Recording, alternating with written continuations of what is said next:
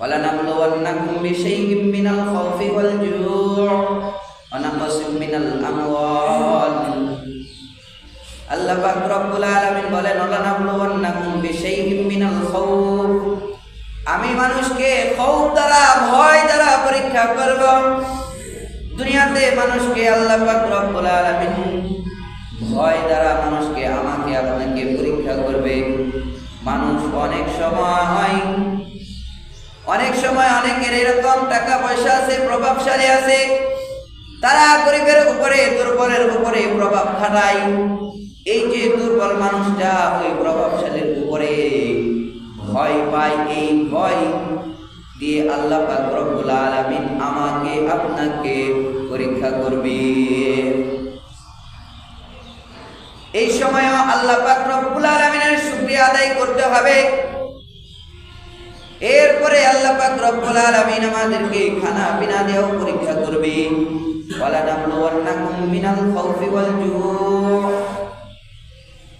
আল্লাহ তাআলা আমাদেরকে ভয় দ্বারা পরীক্ষা করবে, খানা পিনা দ্বারাও পরীক্ষা করবে। এমন একটা পরীক্ষা শুরু হয়ে যাবে, একটা সময় চলে আসবে যে আমি ঠিক মতো খানা খাইতে পারবো না, আমার ঘরের ভিতরে ঠিক মতো খানা খাওয়ার মতো কোনো জিনিস থাকবে না, আমি ঠিক মতো 3 বেলা খাইতে পারবো না। এমন সময় আসবে, দিনের পর দিন চলে যাবে, আমরা খাইতে পারবো না। আল্লাহ তাআলা এমন অভাব আমাদেরকে দিবেন, এমন অবস্থায়ও আমার আপনার আল্লাহ তাআলার কাছে শুকরিয়া আদায় করতে হবে। দুইটা পরীক্ষা গেল। ওয়ালানাবলুওয়ান্নাকুম বিশাইইম মিনাল খাউফি ওয়াল জুউ', আল্লাহ তাআলা ভয় দ্বারা পরীক্ষা করবেন। এরপরে ওয়াল জুউ' আল্লাহ তাআলা আমাদেরকে ক্ষুধা দ্বারা পরীক্ষা করবেন। ওয়া নাকসিম মিনাল আমওয়াল, এবং মাল সম্পদের দ্বারা আল্লাহ পাক রব্বুল আলামিন আমাদেরকে পরীক্ষা করবে। অনেক সময় আসবে যেই সময় আমার আপনার কাছে কোনো অর্থ থাকবে না, একেবারে গরিব হয়ে যাব, কোনো অর্থ আমার আপনার কাছে নাই, দুনিয়াতে চলার মতো কোনো অর্থ নাই, 1 কেজি চাউল কেনার মতো সামর্থ্য আমার আপনার থাকবে না। ওই সময়টার মধ্যে আল্লাহ তাআলার শুকরিয়া আমাকে আপনাকে করতে হবে। আবার একটা সময় আসবে যেই মানুষটা ছিল 1 কেজি চাউল কেনার মতো তাদের অর্থ ছিল না, ওই মানুষ থেকে আল্লাহ পাক রব্বুল আলামিন হঠাৎ করে কোটি কোটি টাকার মালিক বানায় দিবে, ধন সম্পদের মালিক বানায় দিবে। বান্দা ওই সময় আল্লাহ তাআলাকে তোমার বলা যাবে না, ওই সময় আল্লাহ তাআলার শুকরিয়া আদায় করতে হবে। বান্দা যদি ওই সময় শুকরিয়া আদায় করে, আল্লাহ পাক রব্বুল আলামিন বান্দার নিয়ামতকে বাড়ায় দিবে। তাহলে 3টা পরীক্ষা আল্লাহ পাক রব্বুল আলামিন আমাদেরকে করবেন। ওয়ালানাবলুওয়ান্নাকুম বিশাইইম মিনাল খাউফি ওয়াল জুউ' ওয়া নাকসিম মিনাল আমওয়াল, আল্লাহ পাক রব্বুল আলামিন আমাদেরকে ভয় দ্বারা পরীক্ষা করবেন, এরপরে খাদ্য দ্বারা পরীক্ষা করবেন, ক্ষুধা দ্বারা পরীক্ষা করবেন। 3 নাম্বার যেটা হলো মাল দ্বারা আল্লাহ পাক রব্বুল আলামিন আমাকে আপনাকে পরীক্ষা করবেন। এই জন্য বান্দা যে কোনো অবস্থায় আল্লাহ তাআলা রাখছেন আমাকে আপনাকে, ওই সমস্ত অবস্থায় আমাকে আপনাকে শুকরিয়া আদায় করতে হবে। কারণ কিছু মানুষ আছে, ওই যে বললাম যে আল্লাহ তাআলা আমাদেরকে মাল দ্বারা পরীক্ষা করবে, অনেক সময় আল্লাহ তাআলা গরিব বানায় দিবেন, এমন সময় আবার ধনী বানায় দিবেন। এই ধনী হওয়ার পরে গরিবের উপরে জুলুম করা যাবে না, আবার গরিব হওয়ার পরেও ধনীদের দিকে চাইয়া আফসোস করা যাবে না, কোনো মানুষের কাছে যাওয়া যাবে না। বরঞ্চ বান্দা এই 3টা পরীক্ষায় যদি ধৈর্য ধরে, এই ধৈর্য ধারণ করার কারণে আল্লাহ পাক রব্বুল আলামিন তাকে দুনিয়াও দিয়া দিবেন, এবং এই দুনিয়ার সমান, এই দুনিয়ার মতো 10 দুনিয়ার সমান জান্নাত আল্লাহ পাক রব্বুল আলামিন আমাকে আপনাকে দিয়ে দিবেন। সুবহানাল্লাহ। তাহলে পরীক্ষার সময় আমাকে আপনাকে ধৈর্য ধারণ করতে হবে।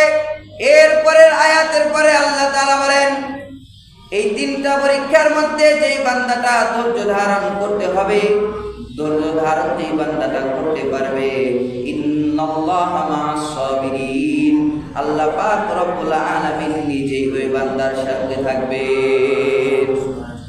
দুনিয়ার মধ্যে যদি কোনো একটা বান্দা কোনো কোম্পানির মধ্যে, কোনো ব্যবসার মধ্যে কাজ করে, কোনো ফ্যাক্টরির মধ্যে যদি বান্দা কোনো কাজ করে, ওই কাজের ক্ষেত্রে যদি কোনো ওই মালিকটা, ওই কোম্পানির মালিকটা যদি বান্দার উপরে রাজি হয়ে যায়, ওই ব্যক্তির উপরে খুশি হয়ে যায়, তাহলে ওই যে গার্মেন্টসের মধ্যে ওই কোম্পানির বাকি যে সমস্ত শ্রমিকগুলা আছে, ওই শ্রমিকগুলা বলেন ওই লোকটার কি কোনো ক্ষতি করতে পারবে? ওই লোকটার কোনো ক্ষতি করতে পারবে না।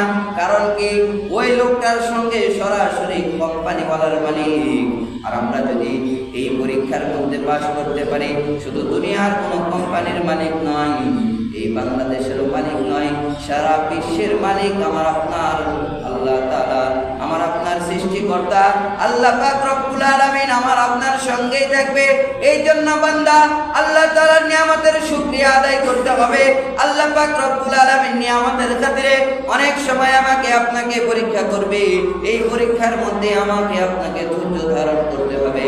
বান্দা যদি ধৈর্য ধারণ করতে পারে, ইন্নাল্লাহা মা'আস সাবিরিন, আল্লাহ তাআলা ওই বান্দার উপরে রাজি হইয়া আল্লাহ তাআলা নিজে ওই বান্দার সঙ্গে সঙ্গে থাকবে। এই জন্য বান্দা যে কোনো অবস্থায় আল্লাহ তাআলা রাখে, ওই অবস্থায় আল্লাহ তাআলার উপরে শুকরিয়া আদায় করতে হবে। যদি বান্দা শুকরিয়া আদায় করে, লা ইন শাকারতুম ওয়া লা ইন কাফারতুম ইন্না আযাবি লাশাদীদ, বান্দা শুকরিয়া আদায় করার কারণে আল্লাহ তাআলা তার শুকরিয়া, তার নিয়ামতকে বাড়ায় দিবেন। এই জন্য বান্দা শুকরিয়া আদায় করতে হবে। দুনিয়াতে আমাকে আপনাকে মুসলমান করে বানাইছে, এটাও শুকরিয়া আদায় করতে হবে। দুনিয়াতে আল্লাহ পাক রব্বুল আলামিন যা কিছু দেখতেছি, সমস্ত কিছু আমার আপনার জন্য নিয়ামত করে পাঠাইছেন, এই জন্য শুকরিয়া আদায় করতে হবে। দুনিয়াতে আল্লাহ পাক রব্বুল আলামিন এই যে আমি আপনি মাখলুক দেখতেছি, মানুষ আমরাও একটা মাখলুক, আমরা ব্যতীত আর যে যে মাখলুক দেখতেছি, আল্লাহ পাক রব্বুল আলামিন দুনিয়াতে 18,000 মাখলুক সৃষ্টি করেছে। এই সমস্ত মাখলুক আল্লাহ তাআলা আমাদেরকে নিয়ামত স্বরূপ সৃষ্টি করেছেন। কেমন নিয়ামত স্বরূপ?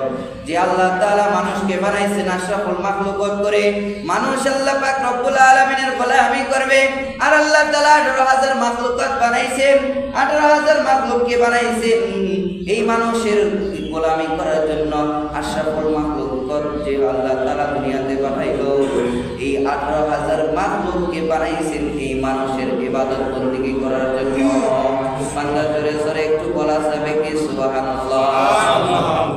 তাহলে তারা বোঝা গেল কি, যে মানুষ একমাত্র দুনিয়াতে আল্লাহ তাআলার গোলামি করবে, আল্লাহ তাআলা ব্যতীত অন্য কারো গোলামি করা যাবে না।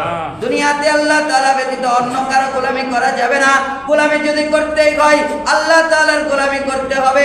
আমাকে বানিয়েছেন আল্লাহ তাআলা, আমার আপনার সৃষ্টিকর্তা আল্লাহ তাআলা। অতএব বান্দা আল্লাহ তাআলার গোলামি করতে হবে, অন্য কারো গোলামি আমার আপনার করা যাবে না। 18,000 মাখলুককে আল্লাহ তাআলা বানাইলো আমাদেরকে গোলামি করার জন্য। মানুষকে বানাইছে আল্লাহ তাআলার ইবাদত বندگی করার জন্য, আল্লাহ তাআলার গোলামি করার জন্য। আর 18,000 মাখলুককে বানাইছে মানুষের ইবাদত বندگی করার জন্য, গোলামি করার জন্য।